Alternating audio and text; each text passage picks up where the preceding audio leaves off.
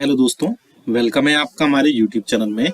Pensioners, family pensioners और कर्मचारियों के लिए मैं 3 से 4 बड़ी अपडेट लेकर आया हूं। आप सामने स्क्रीन पर भी देख पा रहे हैं, जो कि सामने दिखाई दे रहा है। कई सारी बड़ी अपडेट है जिनमें डीए और डीआर की अनाउंसमेंट डेट होगी। जनवरी 2024 की कब अनाउंसमेंट होगी वो मैं डेट बताने वाला हूँ एक्सपेक्टेड। साथ ही साथ जनवरी पेंशन के जो खातों में आपके क्रेडिट होने के मैसेज हैं वो भी स्टार्ट हो गए हैं आने। तीसरा बड़ा अपडेट देने वाला हूँ महिला कर्मचारियों के लिए बहुत बड़ी नई पेंशन में रूल्स, पेंशन में जो है आपके चेंजेस हुए हैं कुछ, स्पेशली फीमेल जो गवर्नमेंट एम्प्लॉई हैं उनके लिए। साथ ही साथ चौथी जो बड़ी खबर है वो आप सभी को मैं देने वाला हूँ आपके पेंशन में जो बढ़ोतरी को लेकर के, या बोल सकते हैं कि पेंशन में जो एनोमलीज हैं उसको लेकर के एक बड़ा अपडेट आया है, उसका भी मैं ऑफिशियल नोटिफिकेशन दिखाऊंगा। तो ये 4 बड़ी खबरें होने वाली हैं, इसलिए इस वीडियो को पूरा लास्ट तक देखिएगा।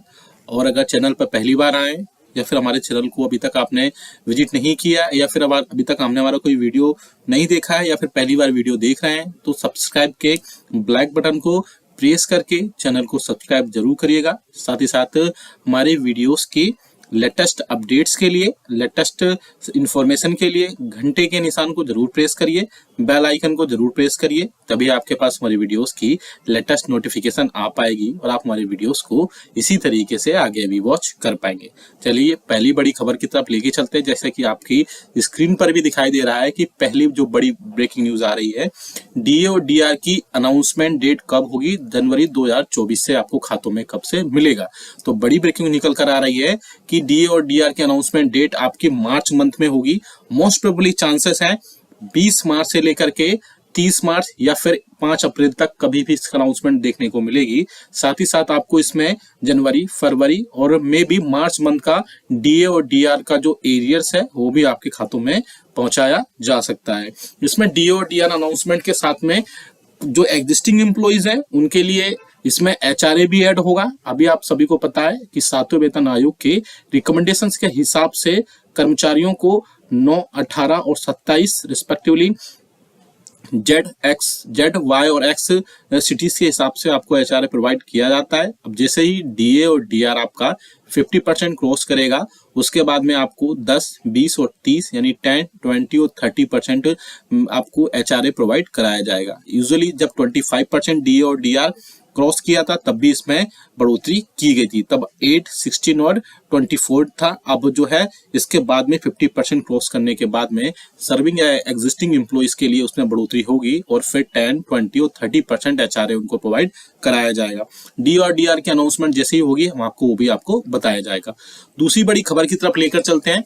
दूसरी बड़ी खबर आ रही है आपके जनवरी मंथ की पेंशन क्रेडिट को लेकर के मैसेज स्टार्ट आगे शुरू हो गए हैं। स्पेशली जो स्पर्श से अपनी पेंशन लेते हैं या स्पर्श पोर्टल या स्पर्श ऐप किसी के जरिए भी आप उससे जो है इनरोल है, तो आपके खातों में पेंशन क्रेडिट का मैसेज है स्टार्ट आना स्टार्ट हो जाएगा, या बहुत सारे पेंशनर्स का स्टार्ट हो भी चुका होगा। तो आपके अगर खातों में पेंशन क्रेडिट का मैसेज आ गया हो तो आप कमेंट बॉक्स में यस लिखिएगा, और नहीं आया अभी तक तो आगे आ जाएगा, तो आप कमेंट बॉक्स में जिसमें नो लिखिएगा।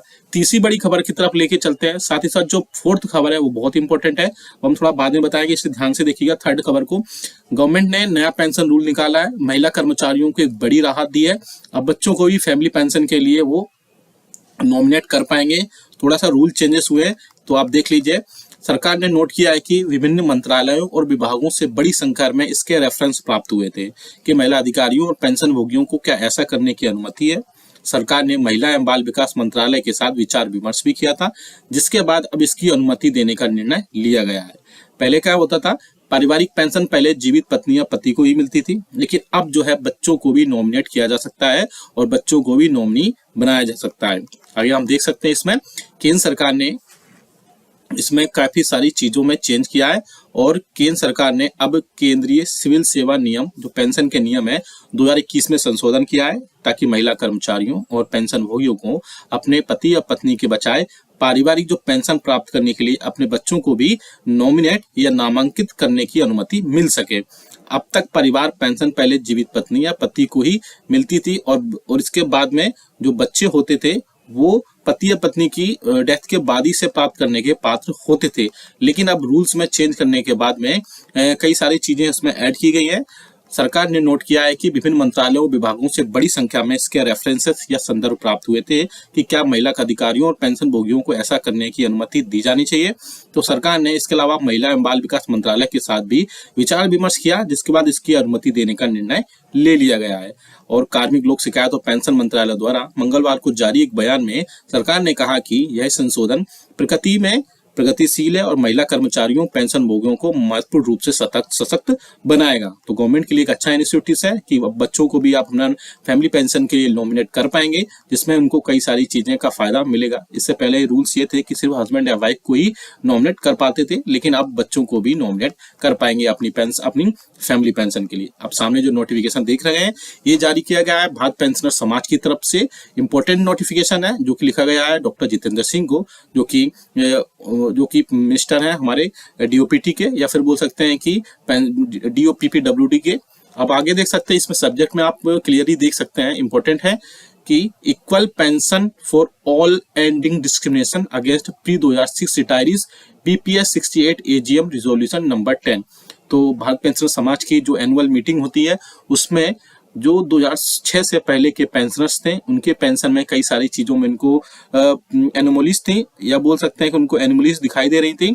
उसके बाद में उन सभी ने गवर्नमेंट ने इस भारत पेंशनर समाज ने सरकार से रिक्वेस्ट की है कि बहुत सारी चीजें आप लिविंग कॉस्ट है वो दिन पे दिन बढ़ती जा रही है, और इसके अलावा जो फिक्स्ड उनकी इनकम फिक्स्ड होती है और पेंशन फिक्स होती है, ज्यादा बढ़ोतरी नहीं होती है उसमें, जिसके चलते 2006 से पहले के जो पेंशनर्स हैं स्पेशली उनको बहुत ज्यादा प्रॉब्लम का सामना करना पड़ रहा है, जिसके चलते उनको बहुत ज्यादा दिक्कतों का सामना करना पड़ रहा है। इसलिए 2006 से पहले के जो भी पेंशनर्स हैं उनकी पेंशन में जो भी अनियमितताएं या बोल सकते हैं कि एनोमलीज हैं वो उनको दूर करने की सरकार पूरी कोशिश करे। अब इसका जो भी लेटर में जवाब आएगा हम आपको जरूर बताएंगे। इसके अलावा इसके अलावा एक और बड़ी खबर है कि अब जनवरी 2024 के महंगाई भत्ते और महंगाई राहत में बढ़ोतरी तो अभी होना थोड़ा सा बाकी है, क्योंकि इसकी अनाउंसमेंट तो फिक्स है कि मार्च के लास्ट 20 मार्च से लेके 5 अप्रैल के बीच में कभी भी होगी, लेकिन अभी इस मंथ का all India consumer price index का डेटा आना बाकी है। वैसे बहुत ज्यादा चांसेस है कि आपका 50% महंगाई भत्ता और महंगाई राहत आपको पहुंचाया जाएगा, लेकिन अगर दिसंबर मंथ की all India consumer price index जो कि जनवरी मंथ के लास्ट वर्किंग डे को जारी होंगे उसमें बिल्कुल क्लियर हो जाएंगे, लेकिन अगर उनके आंकड़ों में अनएक्सपेक्टेड उछाल होता है, जो भी बहुत ज्यादा जंप होता है, तो फिर आपको 51% महंगाई भत्ता और महंगाई राहत भी दिया जा सकता है।